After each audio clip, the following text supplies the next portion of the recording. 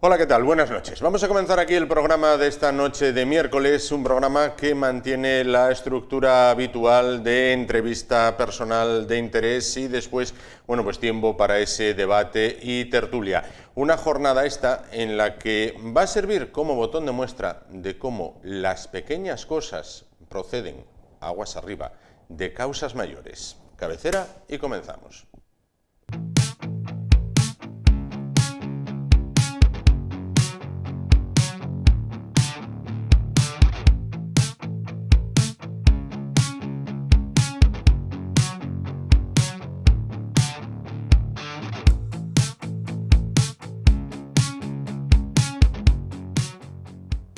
Y en el tiempo de entrevista recibimos un mes más a Roberto Rodríguez, administrador de fincas en ADF Grupo, que han cambiado su dirección y ahora están en la calle Naranjo de Bulnes 10, bajo izquierda de Oviedo. Roberto, ¿qué tal? Buenas noches. Buenas noches. Cambiáis de ubicación, mismo servicio, ¿no? Sí, mismo servicio, más amplitud, un poco más de espacio, pues tanto para nosotros, para el día a día, como para aquellos propietarios que tengan que ir a la oficina, pues bueno, que tengan un entorno un poco más amplio y cómodo a la hora de hacer consultas o gestiones. Las consultas, antes de pasar con los temas que vamos a tratar hoy, pero las consultas, ¿siguen siendo presenciales o ya cada vez más gente se apunta a lo telemático, sobre todo después de la pandemia? Sí, siguen conjugándose las dos opciones, tanto de forma física como de forma telemática. Sí que la forma física pues va cogiendo un poco menos de fuerza en cuanto a que todo lo que llevamos a cabo pues lo estamos digitalizando y cada vez los propietarios tienen acceso a la información que necesitan sin falta de desplazarse. Se les manda por mail, por WhatsApp, todo lo tenemos digitalizado. Entonces incluso nos es un poco freno a veces el propietario que no esté un poco familiarizado con las tecnologías que a que nosotros podamos desarrollar ese servicio, pero todo aquel que tenga destreza y cuenta de correo y el teléfono, el ordenador, al final puede ver las cuentas, puede ver movimientos, puede ver facturas, todo. Entiendo que vaya también un poco por franjas de edad, ¿no? La gente más veterana, más presencial, los más jóvenes, más telemático. Sí, así es. Aunque se nos da el caso de que hay gente, aunque tenga una franja horaria, una franja de edad, que en un momento dado pues tenga un poco más de dificultad, tiene mucho empeño en querer hacer y conseguir y lo consigue, vamos. Entonces, bueno, hay de todo. Hay de todo, pues bueno, a veces cuesta un poco más, a veces un poco menos y también están las ganas que ponga uno pues intentar conseguirlo o no. Claro. Bueno, decía yo que vamos a hablar de las cosas, dije pequeñas, no son pequeñas porque nos afectan el día a día y el bolsillo, lo cual es tremendamente importante, pero proceden de causas mayores. Vamos a hablar del gas, el precio del gas disparado en este caso. ¿Cómo lo están notando las comunidades, Roberto? Bueno, ahora mismo somos conocedores de que el gas está en unos precios que nada tienen que ver con los que había. A finales de la temporada de calefacción de este año, que coge el año anterior, pues ya vimos ya unos incrementos considerables, incrementos que pensábamos que era algo puntual o sería el techo, que ahora mismo se perfila como que ese supuesto techo no es techo, incluso puede ser hasta suelo, que todavía hay mucho más recorrido para que suba, desgraciadamente. Claro. Entonces, ¿qué significa? Que todo aquello que estemos llevando a cabo que utilice gas, mismas actuaciones, mayor coste.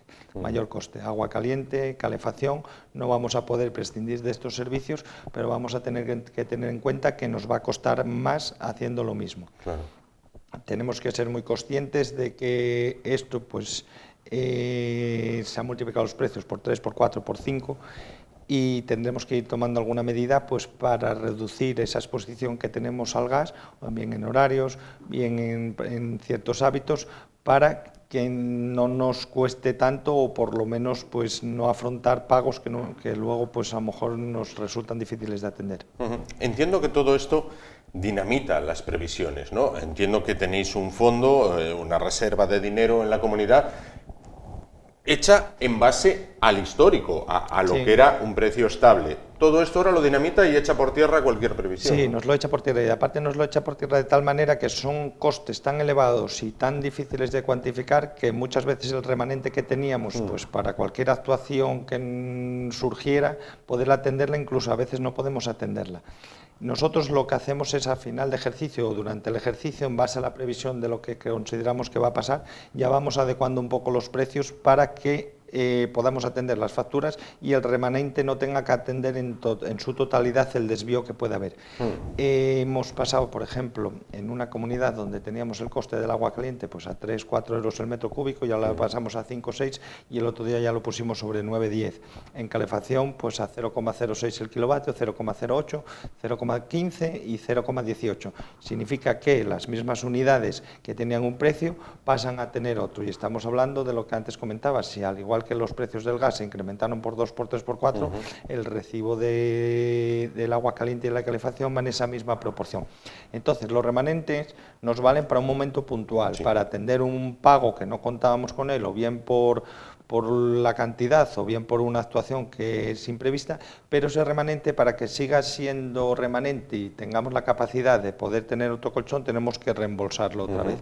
Y entonces, al final, el remanente no lo consideremos como un balón de oxígeno que va a estar siempre ahí, en cuanto a que si se gasta hay que reponerlo, y luego si se hace un uso de forma continua de él, es que hay que aumentar los costes más que tirar del remanente. Citabas medidas de ahorro. ¿Ese ahorro va unido a la restricción o hay algo que se puede hacer efectivamente en ahorro? Bueno, estos días éramos conocedores, a través del Gobierno central hay un plan de ahorro de los hábitos, que no se meten en los hábitos domésticos, sí que va restringiendo pues a nivel de comercios, a nivel de empresas, pero sí hay recomendaciones. Va a haber unas recomendaciones en las que bueno, todos en cierta medida podemos presumir por dónde van. Tiene que ver con los horarios y hábitos de calefacción y uso de las instalaciones. No es lo mismo ducharse que bañarse, no es lo mismo tener la calefacción 24 horas que 12, 8 o 6, y restringiendo una serie de horarios, unas fechas. Por ejemplo, los inviernos pues nunca, o sea, van de menos a más, hay un momento de mucho frío y luego pues ya va ralentizándose. Pues adecuar un poquitín los horarios a esas épocas. Sí es verdad que va a hacer falta calefacción en momentos puntuales, pero no durante los 8 meses de funcionamiento, entonces podemos ir acortando horarios. Al final lo que se trata es de intentar tener un servicio acorde con las posibilidades que tenemos de atenderlo, y todo eso que dé lugar a que no eliminemos el servicio, no lo tengamos como lo teníamos, sino adecuarlo un poco a las condiciones, entendiendo que pueda ser algo puntual, que nos pueda llevar 1 año, 2, 3, pero bueno, es algo tan incierto que... No se ve horizonte de bajada, ¿no? No se ve horizonte, cada vez está todo más convulso, está cada vez todo un poco más incierto, y lo que presumíamos que iba a pasar ahora en el verano, a principios de otoño, de cara a una ralentización de precios, incluso una bajada, pues no se está llevando a cabo, porque todavía sigue el conflicto pues, de Rusia con Ucrania, todo lo que afecta alrededor. Entonces, de momento no dibujamos ningún horizonte pronto o prematuro de cara a que digamos, pues esto va a ser 2 meses más, 1 mes, es incierto. Claro, por eso lo que decíamos al inicio de las cosas diarias que proceden de cosas mayores, como en este caso aludía Roberto al tema de la guerra, ¿no? Se acerca el invierno, como dice la serie, el horario de las calefacciones vuelve a ser caballo de batalla, y entiendo que esta vez, por lo que explicabas, más, ¿no? Porque, vamos a ver, los inviernos, como bien decías, son fríos, pero no son polares tampoco. Quiero decir, ¿se puede racionalizar ese horario de calefacción? Sí, sería lo más propio y en cierta medida adecuarlo un poco a la situación actual. A todos nos gusta pues el calor o no pasar frío, a todos nos gusta tener calefacción pues en el mayor número de horas. Todos no tenemos los mismos hábitos, no entramos a casa todos los días a las mismas horas nosotros que otros propietarios, uno está a turnos, otro trabaja por las noches, otro de día. Entonces, adecuar todo eso a un horario que satisfaga a todos se antoja difícil. Lo que sí tenemos es que hacer un poco por todos y para todos, en cuanto a que si encontramos un punto común que valga para todos, y ahí adecuarlo un poco, pues que cojan la mayoría la mayor de los casos, pues un poco casi todos, pues ir un poquitín a esa tendencia. Normalmente, pues eso, los horarios de mañana, según se despierta uno, pues en esas franjas puede que haga falta pues un poquitín de calor.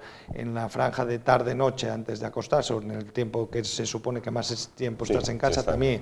Y luego los fines de semana. Eso, pues en cierta medida, valdría pues para un 70-80% a lo mejor de todos los propietarios, y el resto de 20, ver un poquitín a ver de qué manera son los horarios de ellos para adecuarlo. Entonces podemos pasar de 24 horas pues a 12 horas, a 8, a 9, no quitamos el servicio, lo tenemos y luego entendemos como el servicio como algo de confort, no la idea que había antes de decir, bueno, pongo la calefacción y ando casi sin ropa por casa. Sí. Eso tenemos que olvidarnos de esa idea porque, uno, con los costes que hay es muy caro. Prohibitivo. Y luego, bueno, hay una normativa que obliga a poner una serie de contadores y unas temperaturas que ya no podemos hacer lo que antes hacía.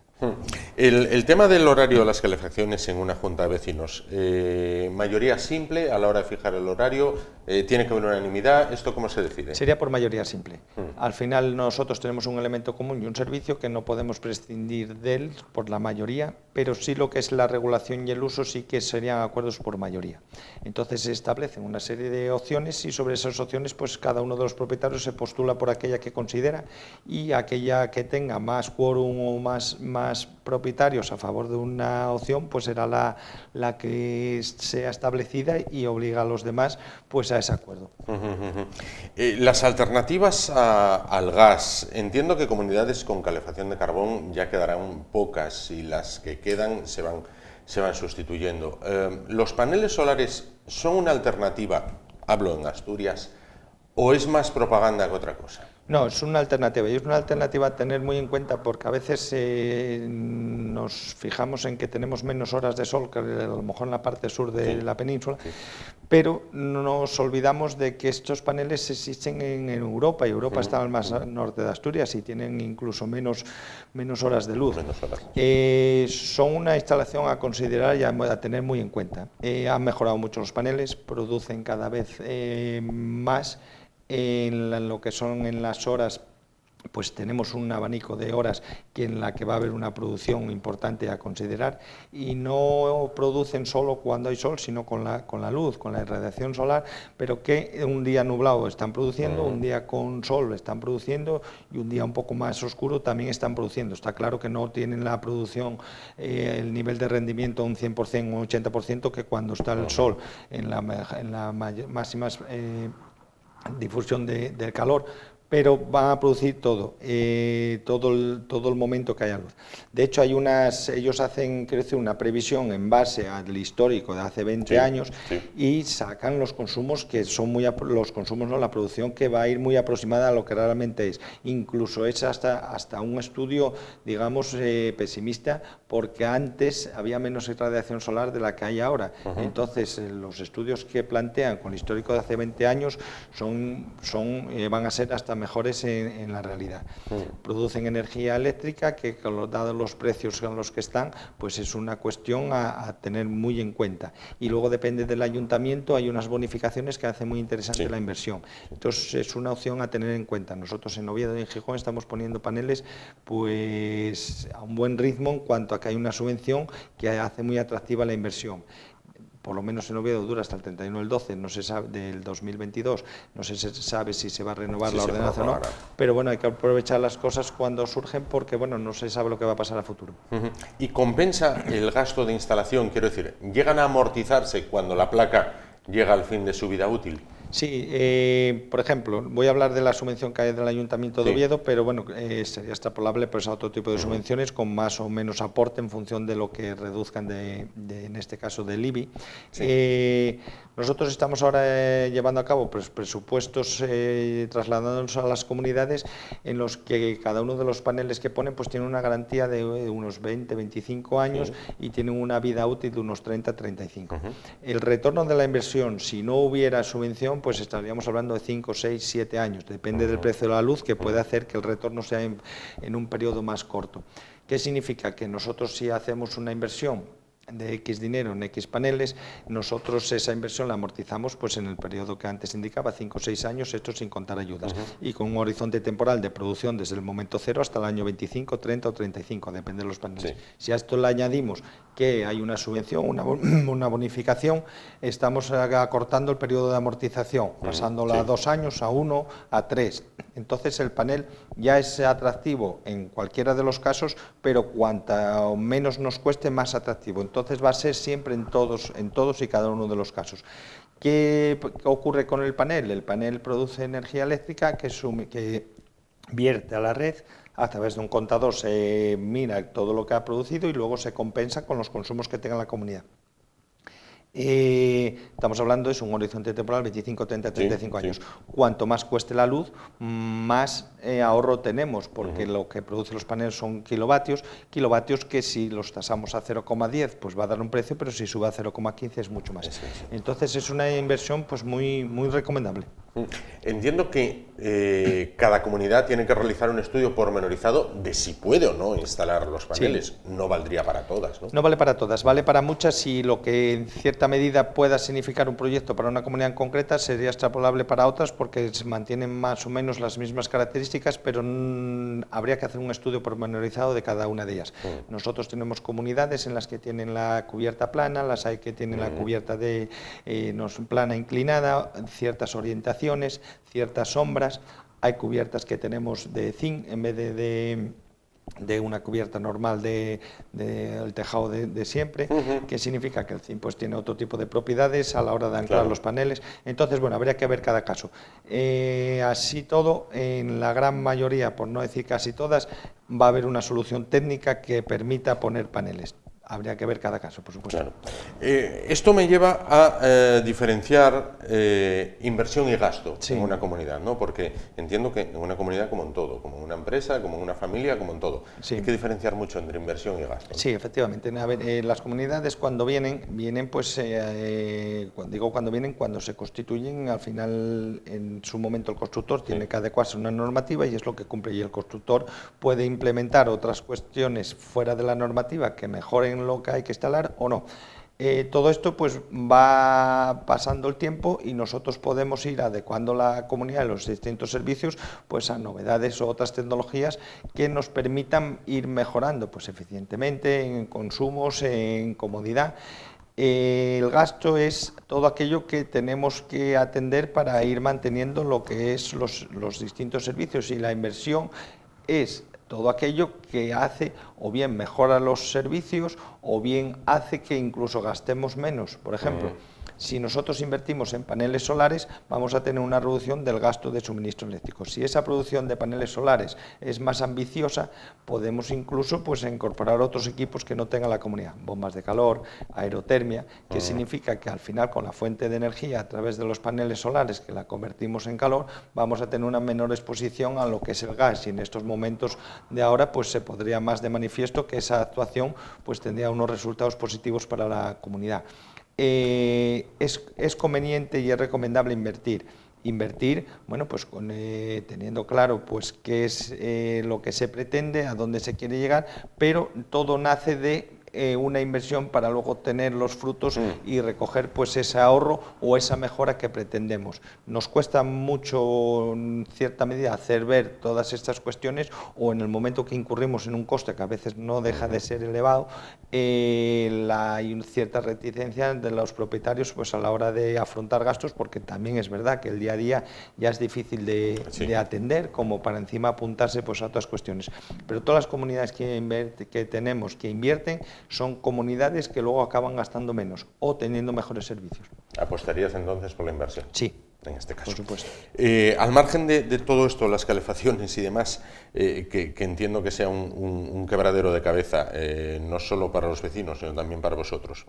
Vamos a ver, un caso que muchas veces consideramos común: humedades en los trasteros. Sí. Vale.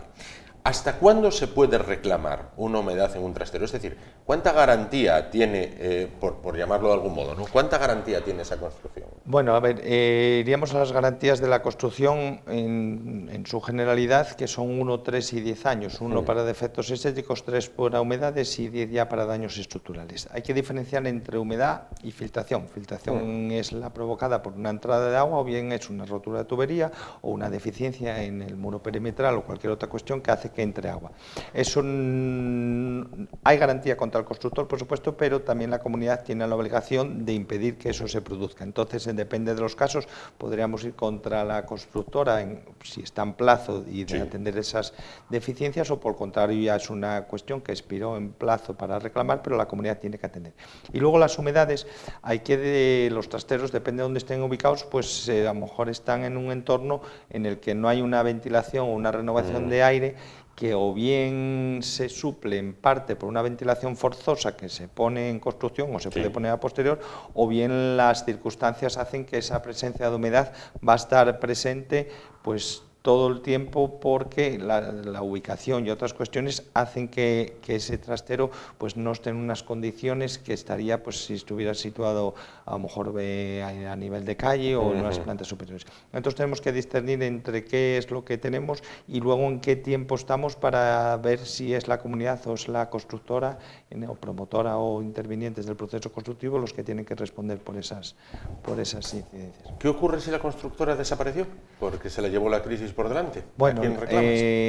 hay muchos intervinientes en el proceso de construcción que podría ser responsable cada uno de ellos en la parte que le corresponde. Entonces la constructora, por supuesto que es uno, pero está la promotora, está el arquitecto técnico, está la empresa que hizo la obra, porque a veces subcontratan. Sí. Entonces habría que ver un poquitín quién ha participado en la construcción del edificio, en concreto de los trasteros, cómo se fueron equipados, y a partir de ahí, pues tirando un poco del hilo, ver quiénes son los responsables. Claro. Bueno, realizáis desde hace años una apuesta decidida en ADF Grupo por las nuevas tecnologías, ¿vale?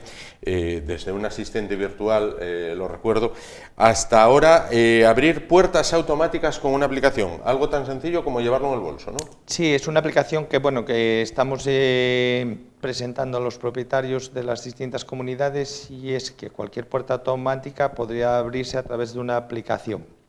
Hay que colocar un equipo que es el que conecta la puerta automática con el teléfono. A través de una aplicación pues se podría abrir puerta de RITI, puerta del garaje, cualquier puerta del portal. Estamos presentándolo de cara a los portones del garaje porque es una opción más a poder abrir el portón sin falta de tener que tener una llave o un mando adicional, con lo que significa de coste. Un mando de garaje pues depende del proveedor, 25, 30, 35 euros. Las pilas de un mando pues son 8 o 10 euros, la llave magnética, depende de dónde sea el caso, pues lo que sea. Y esto lo que hace es tener la posibilidad de abrir el portón pues de una forma distinta, de forma tradicional, pero no es una opción suplementaria, sino complementaria. Nos vale para tener más opciones de cara a todos aquellos que sean usuarios de un garaje y tenga el coche, pues la mujer, el marido, en vez de tener un mando cada uno, pues uno lo tiene y otro tiene la aplicación. Un día falla el mando, pues tienes la aplicación. Quiero decir, al final son sistemas complementarios que todo ayuda pues a aprovecharse de las tecnologías, y es muy cómodo y muy práctico. Y ahora mismo pues teléfonos, quiero decir, tenemos todos buenos teléfonos, o la gran mayoría son teléfonos smartphone, que lo que es la aplicación se descarga y es gratuita, y lo que es el uso, pues nada, es tan sencillo como abrir la aplicación, mover de izquierda a derecha pues una opción que pone abrir y ya se abriría. Sí, hay cobertura en el garaje. Eso sí, tiene que haber cobertura, es fundamental. Sí, sin cobertura no hay. Claro. O sea, no funciona, quiero decir. No funcionaría en este caso. Por lo tanto, primero probar, ¿no? Sí, hay muchos garajes que tienen cobertura. De todas maneras, la falta de cobertura se suple con la colocación de una antena que amplifica la cobertura y da cobertura pues a esa zona donde antes no la había. Tampoco nos importa que no haya cobertura en la totalidad del garaje. Si es un garaje muy grande, nadie abre la puerta pues cuando desde su plaza, ¿no? Efectivamente, Claro. estamos en un -3, cuando llegas al -1 a planta calle es cuando abres, pero no te hace falta tener el -3. Entonces habría que ver cada caso. De todas maneras, la falta de cobertura es un problema para la aplicación, pero la falta de cobertura se suple con mecanismos que amplían la cobertura y ya se instalan en otras comunidades y no pasa nada. Y bien, quiero decir. Entiendo. Pues Roberto, llegamos hacia el final. Nos vemos en noviembre, cuando creo que de nuevo la calefacción y el precio del gas, si no se mejora la situación en el este de Europa, continuará siendo el caballo de batalla. Sí, será noticia y desgraciadamente pues nos hará tener menos recursos, o no sé hasta dónde llegará, pero bueno, habrá que estar atentos. Habrá que estar atentos, sin duda. Muchísimas gracias por vosotros. estar con nosotros esta noche. Nos vamos ahora a publicidad, muy rápido. ¿Por qué? Porque si con Roberto hablábamos de lo que es la aplicación diaria de lo que ocurre en el este de Europa, bueno, pues y aguas abajo revierte en el horario y la intensidad de nuestras calefacciones, vamos ahora con nuestros 4 invitados del debate tertulia a analizar qué es lo que está ocurriendo en aquella zona y cuáles pueden ser los desenlaces, porque puede ser más de uno, de lo que allí ocurre. A vuelta de los anuncios estamos con ustedes. Hasta ahora.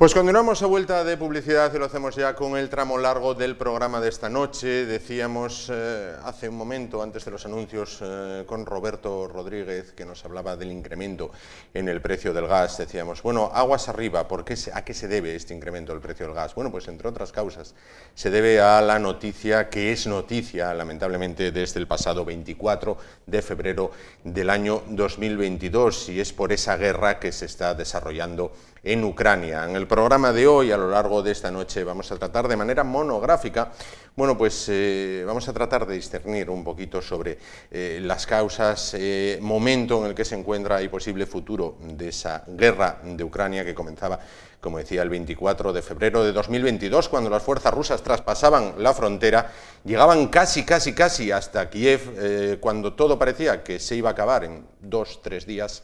Contra todo pronóstico, quizás los ucranianos resistieron, aguantaron y ahora pasan a la ofensiva y están recuperando terreno, según dice la prensa, bueno, pues en grandes extensiones. Es un país completamente llano, con lo cual los desplazamientos se pueden producir de manera muy rápida. Bueno, para hablar de este tema tenemos 4 invitados con nosotros, que paso a presentarles. Vamos a comenzar por este lado con José Girón, catedrático de Historia Contemporánea. Buenas noches. Buenas noches. Junto a él, Iván Mayada, profesor de Historia. ¿Qué tal? Buenas noches. Buenas noches, encantado. Por el otro lado, José María Rodríguez, profesor de Historia también. Buenas noches. Hola, buenas noches. Y también, junto a él, Martín Martínez, analista. ¿Qué tal? Buenas noches. ¿Qué tal? Bueno, pues entonces, junto a ellos, a lo largo de estos 60 minutos aproximadamente, hablaremos de esta guerra de Ucrania que nos está, bueno, pues afectando a todos, principalmente a ucranianos y rusos, que duda cabe, pero que se deja notar y sentir sus consecuencias en todo el mundo. Bueno, para comenzar, ¿en qué estado actual se encuentra esta guerra que comenzaba el 24 de febrero, que ha tenido varias fases, pero a día de hoy, ¿en qué momento de guerra nos encontramos? Bueno, yo creo que ahora mismo estamos en una fase, desde el punto de vista estrictamente militar, momento dulce para Ucrania. ¿Por qué? Porque después de haber pasado meses muy apurados contra las cuerdas, ellos ahora tienen lo que se llama la iniciativa estratégica, es decir, tienen la capacidad de decidir cuándo, dónde y cómo golpear, cómo atacar, ¿no? Y eso lo estamos viendo desde finales de agosto, cuando iniciaron la primera de las contraofensivas en Jersón, y así en rápida sucesión hasta ahora mismo ha habido no menos que cuatro ofensivas. Esa primera en Jersón, que te comento, última semana de agosto. A continuación, otra, esa no fue demasiado sorpresiva, pero luego otra fue auténticamente por sorpresa en Kharkov. A continuación, esa tuvo una digamos, continuación en el Oblast de Lugansk, y ahora estos últimos días, otra igualmente sorprendente está teniendo lugar en Jersón también.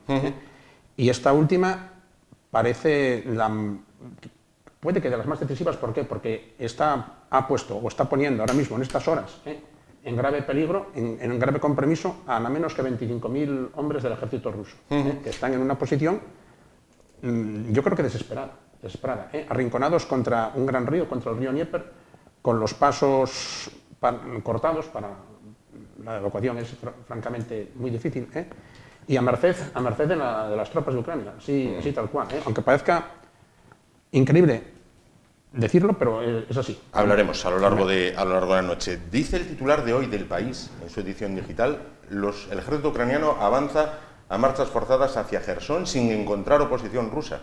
Y yo creo que ahí está la clave, a marchas forzadas. Es decir, el ejército ruso tiene lo que se llama una ventana de oportunidad antes de que llegue el invierno. Es un invierno que lógicamente afectará a los dos bandos, pero que el ejército ruso, con una logística mucho más preparada para ese invierno, puede aprovecharlo más y mejor. Es una ventana de oportunidad que los ucranianos han abierto, metafóricamente, con la puesta en marcha de toda esa munición y todo ese armamento moderno que Occidente les ha suministrado, y sobre todo que es una ventana de oportunidad de 2-3 meses antes de que se complete la movilización rusa y esos cientos de miles de soldados de reemplazo ruso lleguen al campo de batalla. Entonces sí, es una ofensiva a marchas forzadas, y quizás a demasiadas marchas forzadas. Habría que ver cuál es el aguante de ese empuje ucraniano a medio y largo plazo para cuando se produzca la ofensiva rusa, si tienen reservas, si están preparados para aguantar, y sobre todo cuál es el nivel de atrición, de desgaste de las unidades rusas, de las unidades ucranianas en esas ofensivas donde utilizan una estrategia simple que es la utilización de pequeños grupos móviles apoyados por artillería de precisión, pero sin la utilización de grandes medios, acorazados por ejemplo, o de una artillería masiva como hacen los rusos. Entonces esas unidades móviles están a merced, allí cuando son descubiertos y son cazados por el tiro de precisión de la artillería rusa, de las tropas rusas. Entonces hay que ver el nivel de desgaste de las tropas ucranianas en esta fase y qué pueden hacer o cómo pueden reemplazar a 2 meses vista esas bajas. Claro, con invierno a la vista. Martín, profesor, ¿Ucrania puede ganar la guerra con lo que parecería a priori contra todo pronóstico? Es que no sé por qué hemos dado por sentado que es contra todo pronóstico. A priori, digo cuando A priori, empezó, si sí. hiciéramos una encuesta el día que empezó por la calle, Sí, seguro. todo el mundo te diría, estos duran 2 días. Sobre todo porque el papel lo aguanta todo, pero todos los planes a los 10 minutos de iniciarse ya han cambiado completamente. Entre otras cosas porque dependen de lo que haga el otro, en este caso Ucrania. Y Ucrania lleva 7 meses, no por milagro, aguantando a Rusia. Estaba escuchando al contertulio y me sorprendían algunas de las afirmaciones. La ventana de oportunidad que se ha creado Ucrania no ha surgido porque sea a finales de agosto o primero. Se ha estado creando desde el 2015, en primer lugar. No nos olvidemos que Ucrania ya ha sufrido una guerra, conoce a su enemigo y conoce muy bien su país. Pero se la ha creado desde el 24 de febrero. Lo mismo que ha ocurrido en Kiev durante el mes de marzo, porque ya hemos visto al ejército ruso retirarse en marzo de Kiev y del Oblast de Chernobyl, todo el norte. Lo hemos visto retirarse en abril y mayo. Lo hemos visto cómo intentaba a la desesperada Rusia un ataque en el frente central, en el cual ha avanzado durante 90 días aproximadamente 5 a 10 kilómetros. Solo en el mes de septiembre, en esta ofensiva en la parte norte, porque Ucrania siempre está limpiando el norte, aunque también está actuando ahora en Gerson, que es una estrategia que se le ha dejado sola porque ha sido Rusia la que se ha metido en el problema de como decía mi compañero, desplazar 25.000 soldados con la espalda a un río que nada menos tiene una anchura de 900 metros y no tiene puentes para alimentarlos. Ha avanzado en 1 semana y media en 2 tramos, como bien explicaba, en una ofensiva en doble tramo, 50 y 60 kilómetros cada uno de esos tramos. Hay que poner en relación esa capacidad que no se basa solamente en fuerzas ligeras.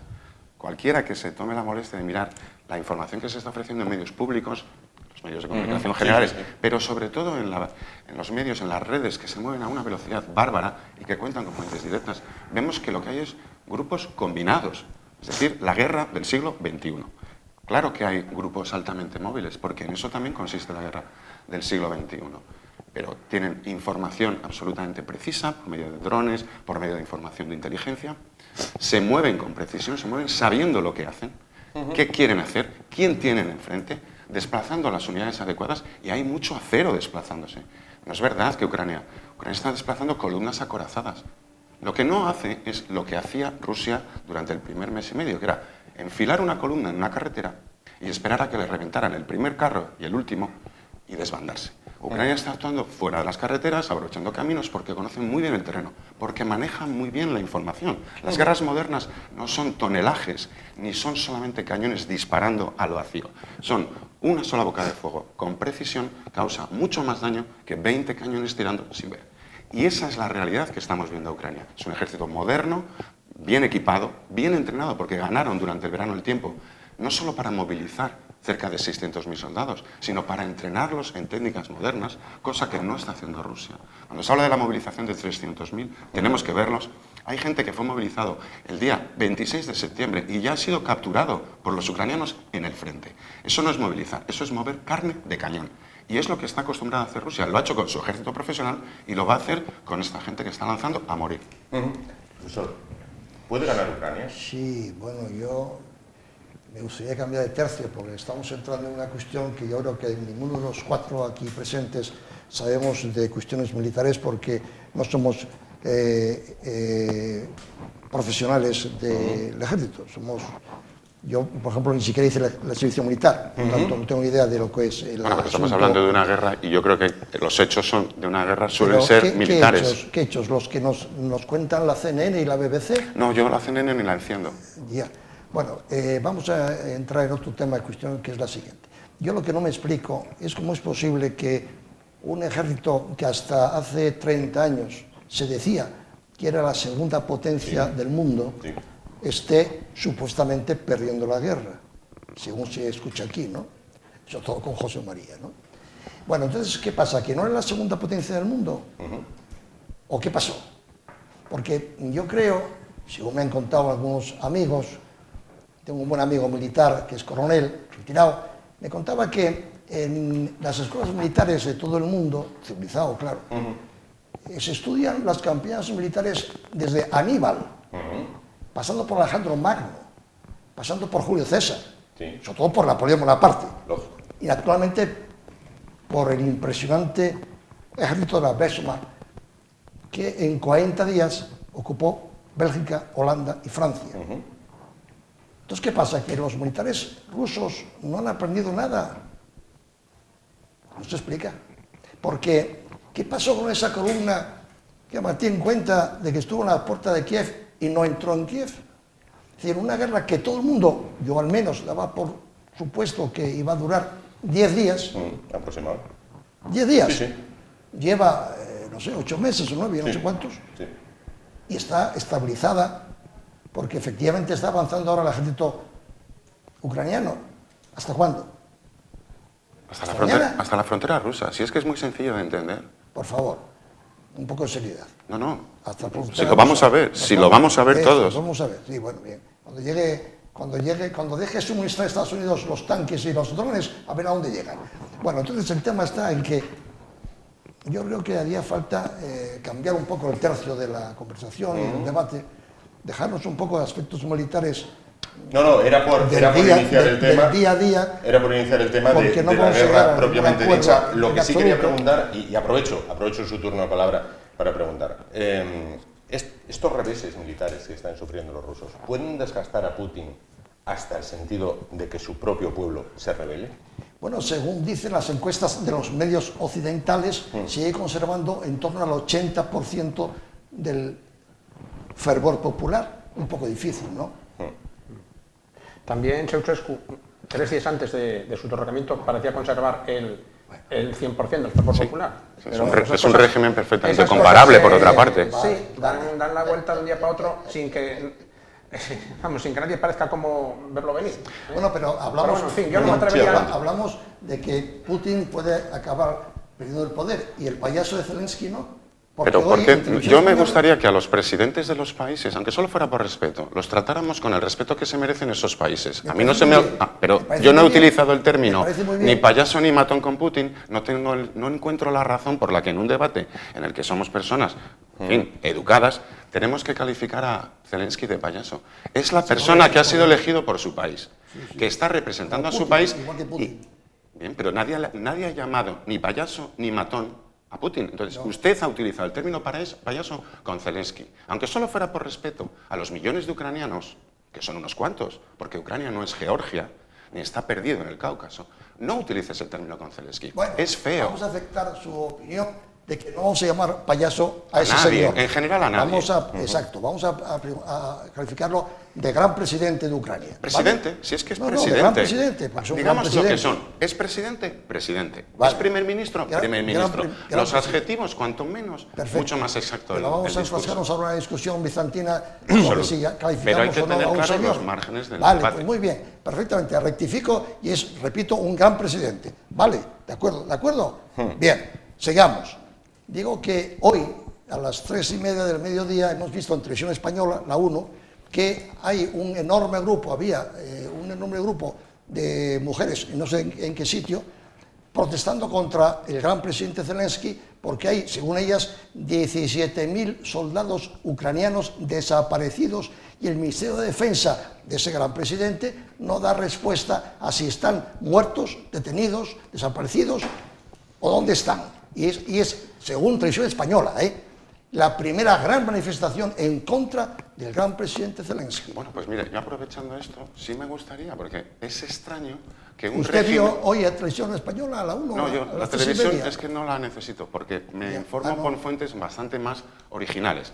Yo vivo generalmente, fíjese... Perdón, ¿y qué se puede saber? Básicamente yo me informo por canales rusos de la información de esta guerra. ¿Pero sí. cuáles? Porque... Bueno, pues toda la televisión rusa, que va bastante tarde. Sputnik y Russia Today El día 4 de marzo, la señora von Leyen los prohibió. No, En una acción democrática magnífica, Cualquier ¿no? persona que tenga una conexión con Internet puede acceder a todos los medios del mundo, por supuesto a todos los rusos, pero le informo que al margen de las televisiones, que suelen ir con un cierto retardo, fruto de la estructura de las televisiones, cuanto más grandes, en general más retardo, existen fuentes directas. Quiero decir, los soldados ucranianos y los rusos, todo el mundo, cada habitante de cada pueblo ucraniano tiene un teléfono móvil y conexión a Internet y graba lo que ve. Cuando unos soldados rusos se movían por las calles de Bucha, en Kiev, allí por marzo, y mataban civiles, fueron grabados por teléfonos móviles de ucranianos,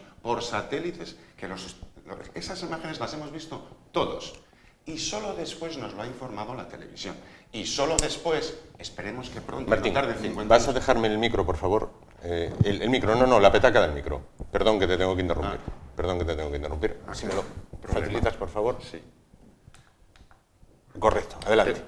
Hay canales de Telegram, por ejemplo, nosotros diríamos en WhatsApp, pero Telegram funciona, que están informando prácticamente en tiempo real de los hechos que ocurren en el puro frente.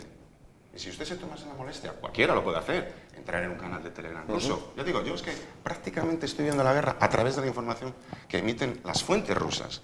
Y esas fuentes rusas nos están contando los problemas que tienen las fuerzas rusas. Por supuesto hay propaganda, ¿cómo no? Pero todos somos suficientemente inteligentes como para discernir lo que es propaganda o venta de humo de las realidades que unas horas después o unos días después nos constata la evidencia. Cuando en marzo, y no tengo que hablar ahora de lo que está ocurriendo en Gerson, tengo cero dudas de lo que vamos a ver dentro de unas semanas en Gerson. En marzo, la información que salía de esa columna que usted hablaba eran tanques rusos reventados, chatarra rusa abrasada por Ucrania, crímenes y bombardeos. Y 4 semanas después, los rusos tuvieron que emprender la retirada. Un mes después pasó lo mismo, es una pauta general. Vale, volviendo al tema que nos ocupa antes de enfrascarnos en discusiones que no llevan a ningún lado, en mi opinión. ¿Puede Putin verse desgastado políticamente en su propia casa o desplazado del poder por reveses militares en Ucrania? Bueno, yo creo que dependerá fundamentalmente de a dónde lleguen los ataúdes con soldados rusos. Si llegan a las ciudades, si llegan a Moscú, si llegan a San Petersburgo, o si, como parece ser, que indican algunos medios, la movilización está teniendo especial incidencia en aquellos oblasts, en aquellos krais de Rusia, rurales alejados de la periferia rusa, donde la gente no viaja, no está estudiada, es más susceptible a las ideas que vienen desde el Kremlin, los mensajes oficiales, y pueden hacer mucha menos mella que en San Petersburgo, en Novgorod, en Moscú, en las grandes ciudades de la Rusia occidental. Claro, en la zona más occidentalizada. Exacto. Eso coincido contigo porque está claro. O sea, esos oblasts Traducimos oblas por comunidades, por provincias. Vale, mejor. Digo porque Fueron, todo el mundo pueda. Desde tiempos de los zares ya, la cantera de soldados para el ejército ruso. Hablamos del extremo oriente ruso. Cáucaso Cáucaso, Oblast, Magadán, Yakutia. Hasta llegar hasta Vladivostok. Eran la cantera histórica de soldados del ejército ruso, en tiempos de los zares ya, durante la época soviética también. Entonces, claro, esa gente, pues, con todos los respetos para ellos, protestan poco, están desconectados del mundo en que vivimos, no tienen a veces más salida que dedicarse al ejército y tal, y cuando vemos las bajas y los muertos del ejército ruso son básicamente gente pertenecientes a esas oblas y a esas etnias, hablamos de otras etnias, bueno, pues tártaras en muchas ocasiones, ¿no? Entonces, claro, los rusos de San Petersburgo y Moscú no se sienten concernidos por esos muertos. Esos muertos para ellos no cuentan. Y yo me atrevería a pensar, aunque sea triste, que el ruso blanco, europeo, cristiano, ortodoxo de San Petersburgo y Moscú, a esos los tiene como población de tercera. ¿Sabes? Es triste, pero es así. Entonces, por eso Putin, ahora que hace la movilización, es una movilización selectiva. Y debería de ser dentro de lo que es una movilización, hombre, que todos vayan por igual, pero no. Resulta que de los jovencitos o mayores, porque va gente de 50 años también a la guerra, es llamada, burguesitos de San Petersburgo y Moscú, a esos no les toca la movilización. Igual que cuando vimos el conteo de bajas, hay estudios muy serios que analizan la procedencia étnica y territorial de las bajas rusas, y es increíble ver cómo, por ejemplo, un oblast muy poco poblado de Asia Central, habitado por población de origen mongol, Buriatia, que debe tener 2 millones escasos de habitantes, tiene un porcentaje abrumadoramente superior de muertos en acción a la población moscovita, que Moscú tiene 12 o más millones de habitantes. Al margen del apartado sociológico, que me parece tremendamente importante, toda guerra tiene un apartado o un componente económico. Una persona que fue director mío hace años decía que todas las guerras comienzan por un asunto económico. Tras la voladura del Nord Stream, del gasoducto, ¿puede Rusia condenarnos a un frío invierno a toda Europa, cortando más gasoductos de los que llegan a Europa Occidental? Bueno, por supuesto que lo puede hacer, pero es que no nos olvidemos que estamos influidos por una propaganda absolutamente... tengo que cuidar mis palabras para no se ofenda mi amigo. Si yo no me ofendo, se ofenden los ucranianos probablemente. Es diferente. A mí los ucranianos me atraen al pairo, señor. Yo los al considero pairo. personas. Pero vamos a ver, si el payaso, lo llamo payaso porque era un cómico, un actor de teatro, que era un payaso, un actor cómico. No se debe ofender porque le llame payaso. No nos perdamos cómico, actor de teatro, señor. Era un actor de teatro que era un Pero llama usted espía a Putin porque trabajaba en la KGB. Llama usted espía a Putin porque trabajaba en la KGB. Yo estoy en el uso de mi palabra. Adelante. Pero respetando a las personas.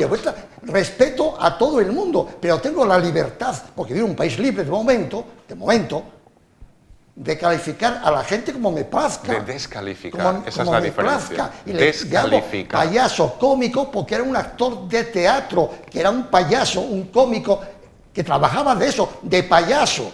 Señor, usted lo ignora a lo mejor. No, yo no lo ignoro. Entonces, ¿por qué Porque lo está utilizando usted como... de que estoy insultando al personal? Está No insulto a nadie, descalificando. señor. Hablábamos del gasoducto Nord Stream. Efectivamente. Vamos a ver, para empezar, el Nord Stream 1 nunca llegó a funcionar.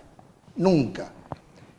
El número 2 fue cerrado por las autoridades rusas el día 2 o 3 de septiembre. Correcto. Entonces, ¿por qué Rusia iba a sabotear unos conductos que no los utiliza? ¿Por qué? A no ser que a lo mejor estemos cambiando de aires y tengamos que pensar en otra serie de provocaciones de un país llamado Estados Unidos, que es especialista en provocar conflictos para argumentar y así poder justificar sus intervenciones. Léase desde el Golfo de Tonkin, léase la bahía de La Habana y un larguísimo, etcétera, a los que nos tiene acostumbrados. Es decir, la acusación de los medios occidentales de que Rusia saboteó es absurda, porque por ahí no pasa ningún gas desde el día 2 o 3 de septiembre, ninguno. Entonces, ¿por qué Rusia va a sabotear lo que ya no está insuflando gas? Pregunto de otra manera. Alemania? ¿Rusia tiene la llave para condenar a un frío invierno a toda Europa? Por supuesto la tiene, claro. Cuando en el mes de enero o febrero los alemanes, holandeses y centroeuropeos salgan a las calles para decir yo quiero comer en mi casa caliente porque no tengo gas para poder enchufar la cocina, a ver qué hace Alemania, Austria y Polonia, etcétera, con el tema. A lo mejor le dicen al cómico Zelensky, ya está bien, márchate, hay que acabar con la guerra. Porque no nos olvidemos que hacía Macron, hace un par de meses, lanzó la hipótesis de hay que acabar la guerra de forma inmediata mediante la fórmula de paz por territorios, que después el señor Draghi dijo de acuerdo y un buen día dijo no, ya no estoy de acuerdo. ¿Por qué? Porque funcionó el teléfono de la Embajada de Estados Unidos, por supuesto. ¿Están de acuerdo en el tema de que del chantaje? No, pero por una cuestión básica. Adelante. No es verdad que no estuviera siendo suministrado gas. Entonces no podemos partir de irrealidades para hacer análisis mínimamente básicos. Porque lo hemos visto además, porque las imágenes que hemos visto en el Mar del Norte, justo encima de donde se teóricamente gasoducto, hemos visto todos... Perdón, es el gas que estaba en los conductos previamente, que estaban llenos de gas. Pero no fluía el gas por eso, lo dice la prensa, lo dice el país, lo dice el mundo, lo dice toda la prensa española. Espera un segundito. Pero es que además, Alemania, que no es, digamos, un agente de la CIA, las empresas alemanas que estaban comprando el gas han publicado, y está, es decir, usted puede mirarlo, no se limita a un solo medio, mire con pluralidad, que Rusia estaba inyectando gas precisamente después incluso de la voladura. Es decir, son datos físicos. No podemos decir, eso es con... Perdone, déjame terminar. Son los conductos Estoy que vienen hablando a través de Ucrania y de Polonia, no es el usted Nord está Stream. partido de la teoría de que el Nord Stream 1 y el Nord Stream 2 no suministraban Pero gas, si hay lo cual tres es falso. conductos más. Bueno, eso es falso. Por Trataba tierra, de rebatírselo por con tierra. argumentos fácilmente Pero contrastables. no sabes que hay Añado. asuntos terrestres, pero no lo sabes. Pero Terrestres, yo no hay estoy- tres que atraviesa No lo Ucrania sé. y Polonia. Usted debate solo. Ha mencionado expresamente Nord Stream 1 y 2, señalando que no suministraban gas. Falso. Pasamos a los terrestres. Cierto. Bueno, pues nada.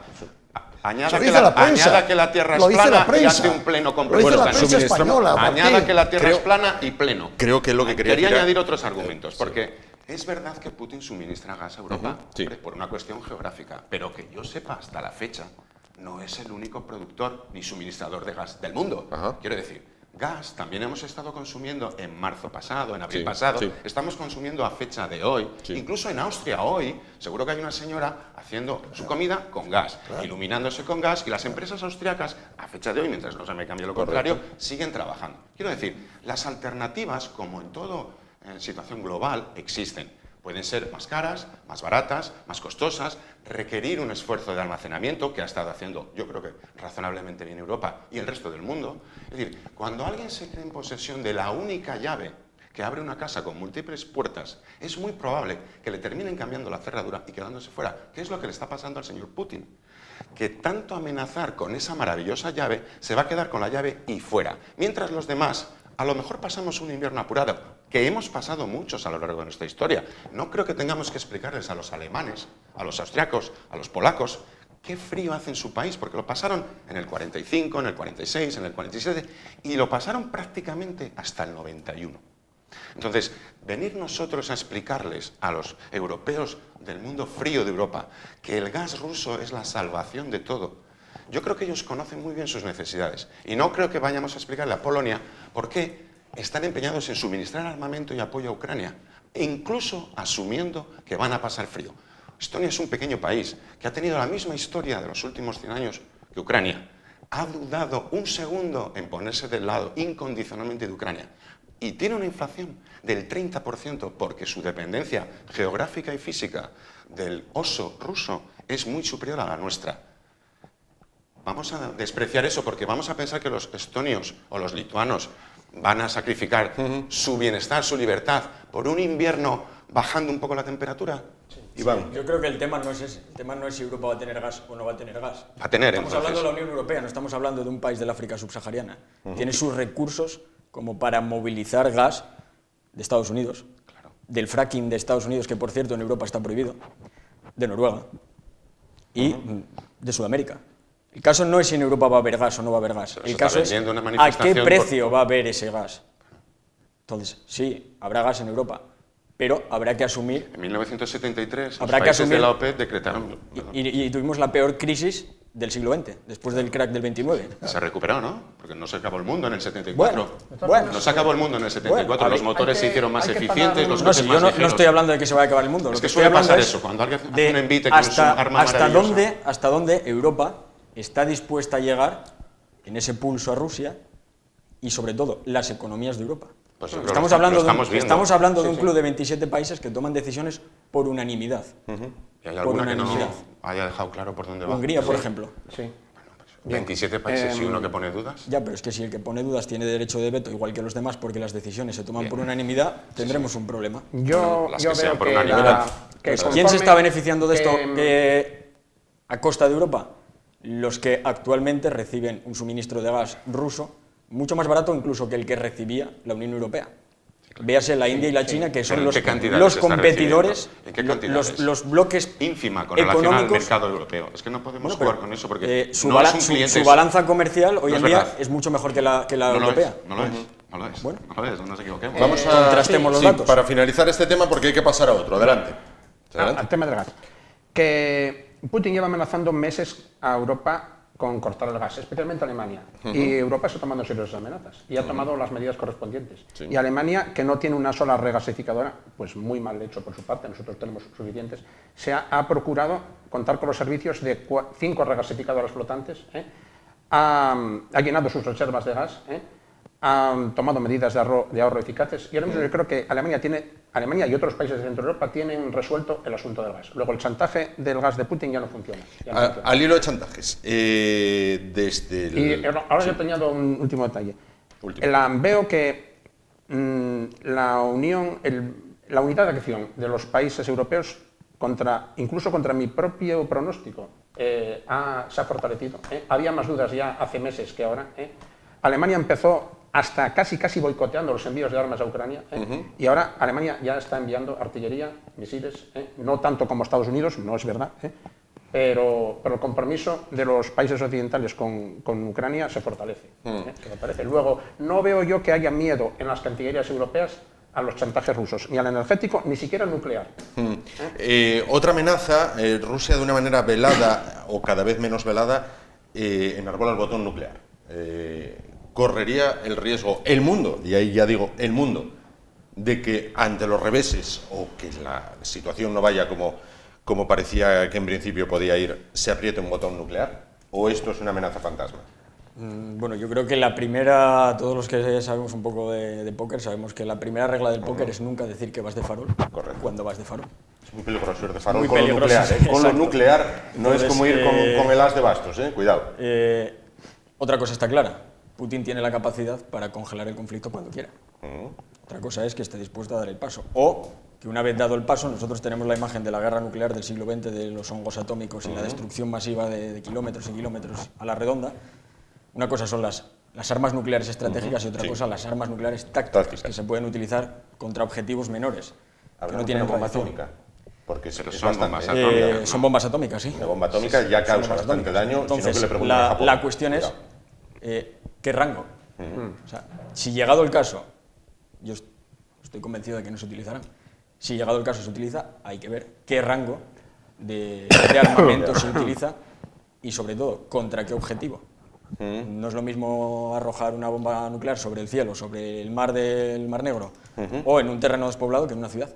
Entonces, puede ser una advertencia, o puede ser que de verdad no sea un farol y se decida emplear contra un objetivo civil o incluso militar de amplio rango. Profesor, decía antes, Martín, creo, decía el oso ruso, que es como tradicionalmente se ha... Se pintan ellos a sí mismos. Exacto, no es algo peyorativo, es como al contrario. tradicionalmente se ha Por dicho. supuesto, sí, Vale, se ha hecho. Desde Iván el Terrible, ¿no? cuando al oso se la acorrala, ¿se puede volver tremendamente peligroso y pulsarlo nuclear? Como le Sí, preguntaba sí, Iván? por supuesto. Pero hay una cuestión que también, como soy historiador, siempre me gusta mirar para atrás y mirar el presente. El futuro para mí, yo no soy adivino. Tanto ya pasadas que van a ganar la guerra, van a perder, no lo sé, no soy adivino, soy historiador, miro para atrás. Y para atrás lo que miro es lo siguiente, es que se está insistiendo mucho en que Rusia puede emplear armas nucleares. Bueno, hasta estas horas no las empleó. No. Pero hay un país en el mundo que sí las empleó, porque el 6 y el 9 de agosto de 1945 Estados Unidos tiró 2 bombas atómicas sobre Hiroshima y Nagasaki, produciendo en un caso 80.000 muertos, bueno, asesinados en un minuto, y en el segundo caso 140.000 personas civiles en un minuto, de la noche a la mañana. Por lo tanto, aquí el único que ha utilizado bombas atómicas ha sido Estados Unidos. Rusia hasta ahora no. Mañana, como soy adivino, no lo sé lo que va a pasar. Y efectivamente no son los mismos, porque cualquier cosa que puedes leer en la prensa, las bombas nucleares de 16, 20 o 30 megatones, ¿cómo se llama eso? Que las tácticas que tienen un kilotonel. No es lo mismo sobre objetivos muy concretos que sobre una ciudad o sobre un campo o sobre un barco. Pero, insisto, lo que vaya a pasar mañana, yo no lo sé, porque no soy adivino. Bueno, sobre esta cuestión... ¿Hay peligro nuclear? Bueno, yo creo que no. No tengo 0 pruebas, pero 100% de convicción que no lo hay. Precisamente por la sucesión de cómo está saliendo a la luz. Sí. Primero, el recurso al run-run, que en televisiones rusas, en medios rusos no es tan run-run, hablan directamente de barrer Londres, de bombardear París, de acabar con esos alemanes que no acabamos con ellos del todo en el 45. Lo expresan así en televisión rusa. No estoy hablando de canales minoritarios. Interviene Margarita Simonian, que es nada menos que prácticamente la portavoz online de Putin. Quiero decir, personajes muy relevantes del régimen se expresan con esta naturalidad. Barrer Londres con nuestras armas mágicas. Bien, no necesitarían recurrir a esto si les fuera también la guerra convencional, pero están teniendo que dar un paso. No tendrían que recurrir a este argumento si el gas, si la llave del gas les fuera a resolver la guerra. Es decir, ya hay una sucesión de retranqueos, aunque solo sean retóricos. Recurrir al argumento de la guerra nuclear tiene que ser el argumento definitivo para no tolerar que esta gente que se permite el lujo de hacer lo que está haciendo permanezca ni un minuto más en control de ese botón nuclear ruso. Porque son un peligro no para Ucrania, ni siquiera para Europa, para todo el mundo. No es verdad que Rusia tenga la capacidad de congelar la guerra. La perdió el 3 de abril. En absoluto. Es decir, está corriendo hacia las fronteras rusas. No nos equivoquemos. Podemos seguir hablando de la Rusia del año 45, que no utilizó la bomba nuclear, porque no la tenía. Claro. Pero eso tiene que ver con la tecnología, el robo de tecnología ajena. Estados Unidos la tuvo en una guerra. Armas químicas tenían muchos países. Por ejemplo, en la Primera Guerra Mundial, usted que es historiador lo sabe, lo utilizaron con fruición, además, alemanes, franceses, ingleses. Nunca más. Y tal fue la experiencia que no se volvió Nunca a más. usar. Quizás por eso los americanos utilizaron aquel arma definitiva y que liquidó una guerra mundial que costó, nada, 40 millones de personas. La terminó. Plantearse siquiera el uso, y quería hacer un matiz, del arma nuclear, yo estoy seguro que no va a ocurrir. Lo que sí me preocupa es la existencia bajo control ruso de 5 centrales nucleares que misteriosamente sufren accidentes, su personal es secuestrado por fuerzas rusas, desaparecen, acumula material militar dentro de esas centrales nucleares, estoy hablando de Energodar, en el Oblast, en la provincia de Zaporilla.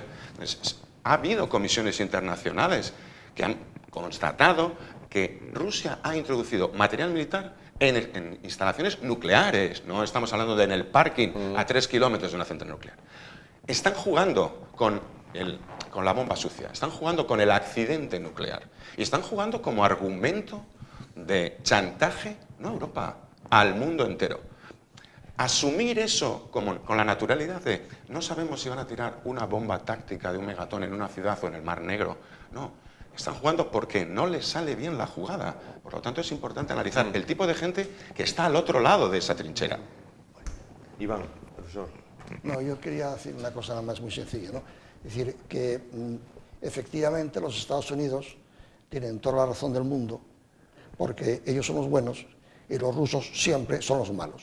Porque tal como usted lo está planteando, dice que secuestraron y desaparecieron unos técnicos... No, no digo yo, perdón, la Agencia Internacional de la Energía pero si el Atómica. director de una central nuclear el otro día apareció sano y coleando diciendo que había sido muy bien tratado por Rusia. Si el otro día Rusia devolvió, en aquel canje que ha habido de prisioneros, a 110 nazis del batallón famoso... Pero los conoce ¿cómo se usted llama a el todos. batallón aquel? Azov. Pero Devolvió no a puede... 110 soldados Y los de que la habían Brigada sido, de Infantería de supuestamente, Marina también por la son de prensa esos. occidental, Pero es que habían no se sido pueden decir asesinados por los rusos. Y los Pero ha los de la devuelto el otro Infantería día de con... Marina que también se devolvieron a Ucrania, ¿también son nazis Adelante, esos? adelante. Un momento, vamos No, a es que respetar los turnos. No se puede faltar a la Vamos verdad. a respetar los turnos y luego se puede Efectivamente, hablar. la no verdad se no puede se puede faltar la faltar. verdad como usted hace constantemente. No, le estoy ofreciendo lanzando datos concretos indirectas de la perfectamente cantidad. contrastables. Es igual que cuando en Televisión Española hace unos meses vimos que una locutora contaba que estaba viendo un inmenso, ¿cómo se llama esto? De una tumba, una fosa común, y las imágenes estábamos viendo 14, que después las conté, 14 cruces de madera, y está diciendo la fosa común, pero hombre, si estamos viendo usted ha fosas visto las individuales. imágenes de los cadáveres con las manos a la espalda. Perdón, la ¿Pero qué está televisión negando? española... ¿Crímenes contra la no estoy humanidad? negando, pero bueno, pero ¿usted qué está diciendo? Estoy comentando lo que vi en Televisión Española. Cambie de canal o amplíe los canales. No, yo en Televisión Española 1. No Sí, tengo que ir a amplíe esas la visión. cadenas supuestamente rusas que usted ve, porque no sé Pero cómo si es las que ve. las imágenes Bueno, las usted vemos es muy todos, listo, gente pero con yo las no. Yo manos estoy a muy la tonto. espalda, Yo estoy muy atada, con tonto. tiros en la cabeza. Es que no sé usted lo que ve. En Televisión Lo hemos visto Española todos. 1 fosas comunes y se veían las cruces de... 14 cruces, 500 cadáveres. ¿Qué pasó con los otros 483? Vamos a dejarlo porque no nos entendemos. No, pero ciñase a la realidad, no nos pinte un mundo entendemos. de Bueno, unicornios. nos entendemos. El profesor Girón vio unas imágenes con 14 tumbas, 14 cruces. Pero- ¿Está viendo fosas comunes que en son esta guerra evidencias. modelo Katyn? Sí. Sí, hoy han aparecido Otra vez. en Svetohirsk. Hay un patrón que no es de ahora, es un patrón ruso de impronta comunista, soviética, KGB, que se empezó a dar desde la revolución, desde que empezaron a existir los servicios secretos soviéticos. No son soviéticos ahora, pero ese patrón se mantiene inalterable. Es una asignatura que se aprende y aunque cambie el tal, no se olvida. Venga, adelante. Lo vimos aquí Putin es en la comunista, Guerra Civil claro. Nuestra, No hemos dicho sí, eso. sí, Putin es Hablando de un comunista. patrón, no Ellos- altere. Putin comunista, No discuta hombre, ya, solo. No se cree Putin un es hombre de paja. comunista, Escuche un dicen ellos. poco. Atienda a la Entonces, realidad de las comunista. cosas. Desde Katyn hasta Svetohirsk a día de hoy, pasando por aquí por Paracuellos en nuestra guerra civil, estilo patrón. No abramos ese... Bueno, ese no lo momento, abremos, pero entonces. vamos a Katyn, Segunda Guerra Mundial. Sí. ¿Vale? Vayamos a Irpin, vayamos a Bucha, vayamos a Borodianka, vayamos a Chernihiv, vayamos a Izium el otro día y hoy es Svetohirsk. Entonces, siempre cámaras de tortura, antes llamadas checas, ahora llámalas como quieras, detenciones arbitrarias, desapariciones y luego al final el tiro en la el Natán, vamos, el revólver del KGB, que aún lo llaman así, Oye, el Natán, parecido. tiro en la nuca, manos atadas Perdón. y al pozo. Perdona que te interrumpa. Eso Hoy, es así. en otra localidad cerca de la que está señalando él, se ha encontrado hoy, porque fue liberada hace 3 días, quiero decir, tampoco es que...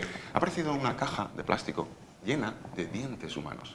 Algunos de oro, otros dientes naturales. Son dientes extraídos a personas muertas. Exactamente.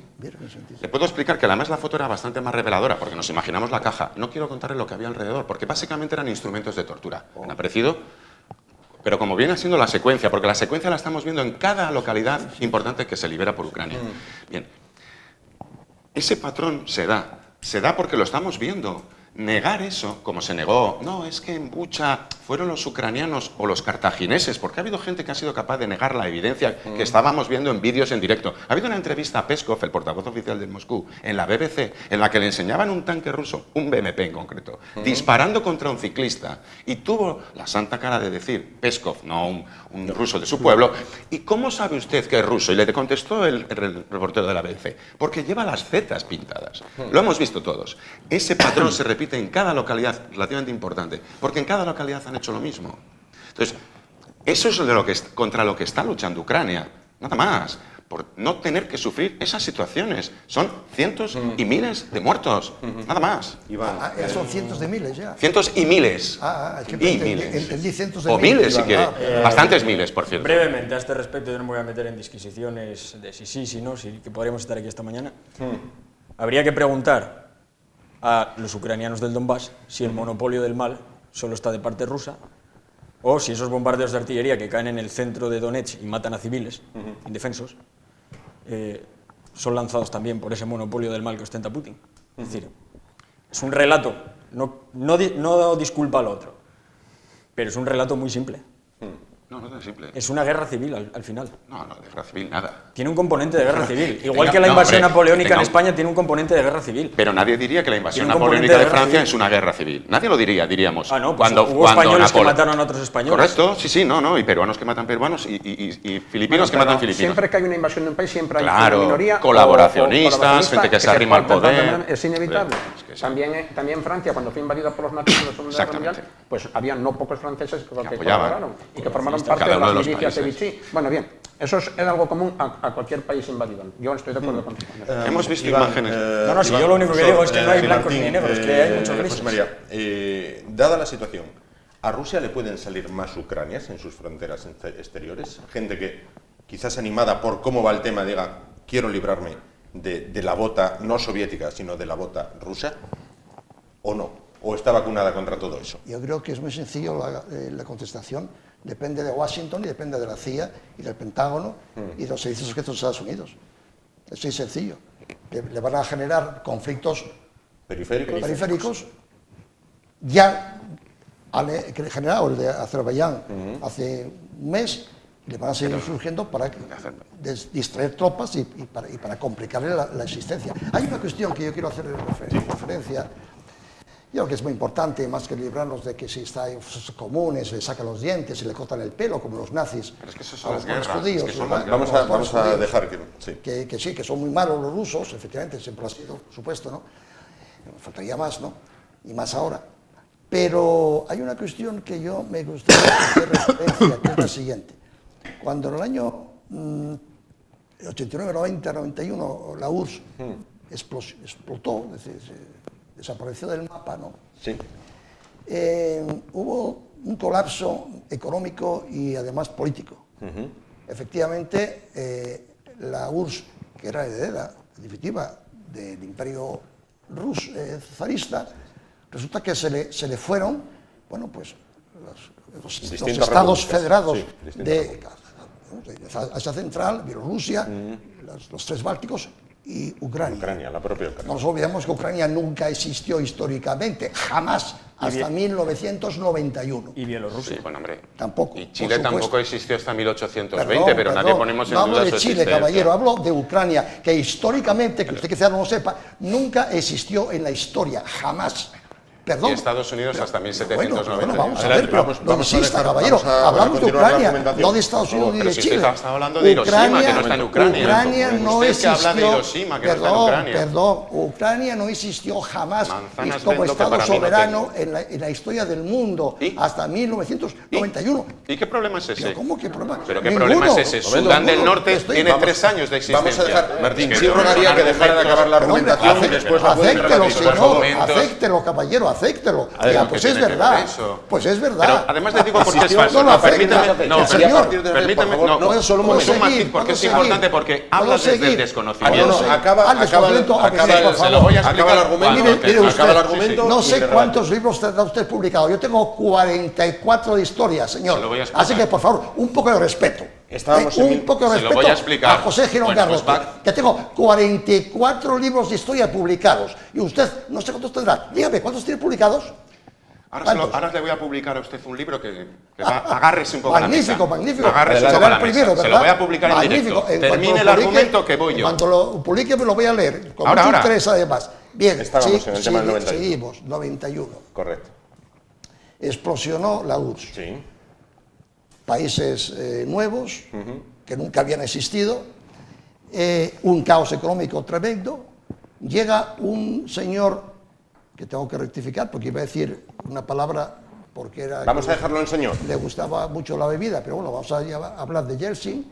Y Yeltsin adoptó un sistema económico que rompía totalmente con el sistema anterior, pero va a hacer un periodo de transición, no lo hicieron, aplicó la escuela de Chicago, el capitalismo salvaje. Sí. ¿Quién impuso quién? Los Estados Unidos, por supuesto. Pero es que en ese momento hubo dos personas que se llamaban François Mitterrand, presidente de Francia, y Helmut Kohl, canciller de Alemania, que dijeron, ahora vamos a intentar atraernos a Rusia, a Europa, hacer la gran Europa potente con Rusia, y se acabó el mundo bipolar.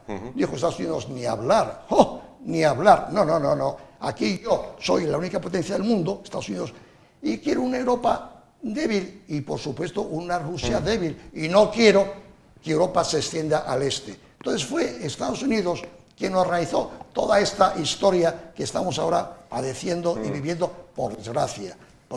Fue Estados Unidos. Correcto. Hasta ahí el argumento. Sí, Puede muy rebatir. brevemente.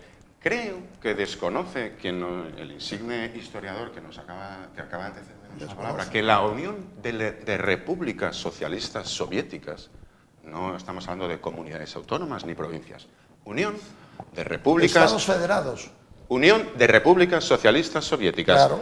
Desde su misma fundación existían varias repúblicas, Claro. la rusa y la ucraniana. Sí. ¿Quiere usted reconocer este hecho? Quiero decir, supuesto. al menos desde 1920, Por que es cuando supuesto. Stalin, que era precisamente el comisario de las nacionalidades, repúblicas y nacionalidades, trazó las fronteras. Bien, luego tendrá usted que reconocer que al menos desde 1920, Ucrania es tan república como Rusia, aunque ambas estuvieran dentro del mismo sujeto de derecho internacional. Pero no era país soberano, Bien. no era independiente. No, Estaba dentro de un conglomerado. Rusia era igual de soberano dentro de la URSS que Ucrania. Sí, Usted puede es decir, inventar... que Cataluña es un país independiente de España. No, Entonces, es que España no es una unión de repúblicas. Caballero, no diga tonterías, No hombre, por comprende amor la de Dios. diferencia. En Por derecho favor. internacional le podrían dar alguna sopa, pero le añado más. En 1953, quizás usted lo desconozca, le veo muy interesado en la CIA y muy desconocedor de la historia de la Unión Soviética, Khrushchev, el presidente, el secretario general del Partido Comunista de la Unión Soviética, estableció, porque se hizo un tratado entre la República de Ucrania y la República de Rusia, por la cual Rusia, como república, cedía el territorio de Crimea a la República de Ucrania. Ya vemos que entidades existían, aunque no fueran, le repito la palabra, sujetos de derecho internacional. Quédese con la colilla. Ucraniano. Que era ucraniano, la mano derecha de Stalin, el que organizó el Holodomor en Ucrania, un ucraniano al servicio de Stalin. Pero le repito más, por si tiene dudas. En 1990, cuando cae la Unión Soviética, en el 91, se establecen unos tratados internacionales en el que se delimitan las fronteras de Ucrania, de Rusia, de Georgia, de Estonia, de Lituania, todas. 91. Han pasado 30 años. ¿Usted me quiere decir que cuando se declaró la independencia de Guinea Ecuatorial, creo recordar en el 78, no conozco, no tengo la fecha exacta, 30 años después, 30 años después, es decir, en el año 2010, podríamos los españoles poner en duda aquellos tratados? Es lo que está haciendo Rusia. Alcanza unos acuerdos, asume unas responsabilidades internacionales y 30 años después decido que no me valen mis propios tratados. Eso es muy poco serio, pero es lo que está haciendo Rusia. ¿Puedo decir una cosa? Adelante. Muy sencilla. Mira, hay una cuestión muy bonita además, muy bonita. En agosto del año 91, el Soviet Supremo Soviético de Ucrania declaró la independencia. ¿Y sabe usted qué fue lo que hizo? Están los papeles, Sí, claro. invocando el derecho de autodeterminación de los pueblos. Entre otros motivos. Un momento. Es que le hace un argumento. Adelante, un momento. José María, hoy ha cambiado el turno. Adelante. Hoy estamos... Sí. Bueno, pues insisto, declaró independencia invocando el derecho de autodeterminación. Recogido en la Constitución de la Unión Soviética, ¿verdad? No, hombre, sí, dígalo completo, dígalo por completo. la Carta de Naciones Unidas. No, en la Constitución de la Unión Soviética. No tiene usted ni idea, estáis diciendo Nada, bobadas, ni hombre. idea. Diciendo bobadas. Llegado a este ¿Puedo punto, seguirlo? y ¿Puedo seguirlo? indicándome mis compañeras que nos quedan 7 minutos. ¿Puedo seguir? Entonces, ¿qué pasa? Que Lugansk y Donetsk no pueden invocar el mismo derecho de autodeterminación No son repúblicas. por Naciones Unidas. No son ellos repúblicas. no, ellos son malos. En cambio, Ucrania eran buenos. Yo no juzgo a las personas. Estoy seguro que Lugansk está lleno de gente excelente, pero Lugansk nunca fue una república. Ucrania sí. Igual que Estonia, igual que Lituania, igual que Letonia, igual que Georgia, igual que Armenia, igual que Azerbaiyán, igual que Kazajstán, igual que Uzbekistán. Nos quedan, por favor... ¿Le reconoce ahora- usted la independencia de Uzbekistán, pero no a Ucrania? ¿Por qué? Ahora sí, ahora hablo yo.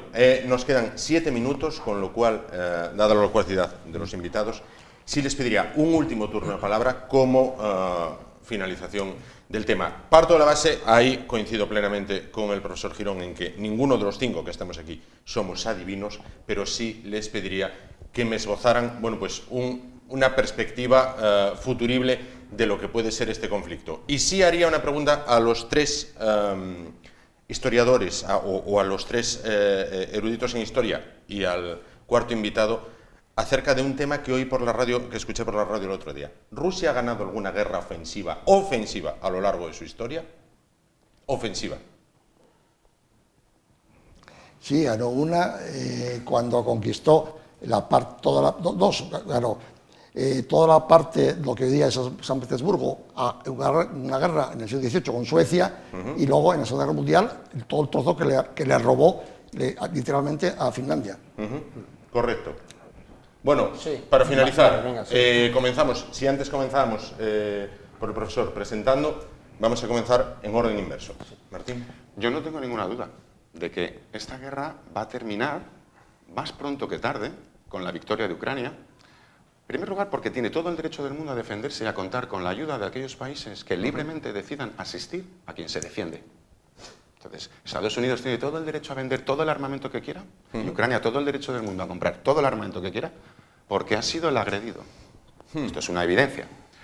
Precisamente porque Rusia ha querido abusar de una posición de la que lleva abusando muchos años. Quiero recordar que Putin llegó al poder a través de la Segunda Guerra Chechena, Y desde entonces, periódicamente, y han transcurrido 5 presidentes americanos, que Biden no ha sido presidente de Estados Unidos 30 años, y durante esos 20 y pico años que lleva Putin en el poder, ha invadido Chechenia, Georgia, ha asistido a Azerbaiyán, ha vuelto a invadir Georgia, ahora invadió Ucrania en el 2014, en febrero del 2014, y ha vuelto a invadir Ucrania. Es decir, ha habido 5 presidentes americanos, la culpa no puede ser de Biden, porque el único elemento común desde el primer presidente de Estados Unidos que estaba al último, 5. Entonces, mirar para el otro lado es un poco sin sentido. ¿Va a terminar la guerra? Indudablemente, más pronto que tarde con la victoria de Ucrania. Sí, yo me atrevo a pronosticar también que la victoria de Ucrania es inevitable. El plazo no te lo puedo poner, pero te voy a decir por qué. No solo porque la razón no existe, que bueno, la razón no es un motivo suficiente para que alguien pueda ganar una guerra, pero no es que en Ucrania se da una circunstancia que pocas veces se da en un pueblo en guerra, pero que Clausewitz, el teórico alemán de la guerra, aportó muy bien, que es que en Ucrania se da esa afortunada que Clausewitz llamaba Trinidad, que es la unidad de acción perfecta entre pueblo, ejército y gobierno. El pueblo que pone el espíritu de lucha, el ejército que pone el cálculo y la profesionalidad, y el gobierno que pone la decisión política. Entonces ahí esos 3 entes trabajan al unísono, están perfectamente coordinados y amalgamados, y cuando en un pueblo, en una nación se da esa trinidad, cuando ese país está en conflicto, esa nación es invencible. Se daba, por ejemplo, en Israel, y cuando iba ganando todas sus guerras sucesivas a los países árabes que la rodean. Y, por ejemplo, vemos que no se da de ninguna manera en Rusia, porque el ejército ruso, tristemente, bueno, yo ya no sé si tristemente o no, pero se ha deshonrado por su ineficacia en el campo de batalla y por sus crímenes de guerra. El pueblo ruso, el pobre, lo veo como poco mal informado o desorientado de lo que está pasando, y fuera de juego en una palabra, no está comprometido con la guerra, y luego el gobierno ruso lo veo fuera de la realidad también, está noqueado. Entonces, están repartidas todas las cartas para que Ucrania gane la guerra. Iván. Bueno, pues como decíamos que ninguno es vidente, no se puede dar una respuesta si definitiva no estábamos aquí sobre quién ganará la guerra. La cuestión no es quién ganará la guerra, sino gane quien gane la guerra, a qué coste ganará la guerra. Es decir, como todas las en caso de que Ucrania gane la guerra, el país está devastado, con una deuda contraída enorme. Caso de que Rusia gane la guerra, ¿a qué coste ganará la guerra? Es decir, cuánta carne de cañón, como decían antes, es capaz de Putin poner sobre el campo de batalla para ganar esa guerra. Y un breve apunte con lo que decíamos antes. ¿Ha ganado Rusia alguna guerra en los últimos años? Ofensiva.